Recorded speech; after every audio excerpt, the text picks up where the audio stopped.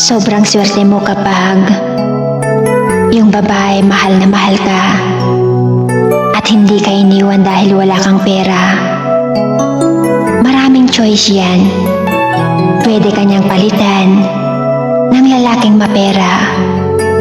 Pwede kanyang iwan anytime pag nagsawa na siya sa paghihirap kasama ka. Pero mas pinili niyang manatili sa tabi mo kahit wala kang pera at hindi ka pa successful sa buhay. Sobrang rare ng babaeng sasamahan ka sa hirap. Kaya ang swerte mo kapag yung babae nagtsatsaga sa iyo kahit na ganyan ka. Sa hirap man o ginhawa, kasama mo siya sa lahat. At kung darating man yung araw na successful ka na, huwag mo sanang kalimutan na may nag-iisang babae na naniwala sa iyo simula una hanggang dulo.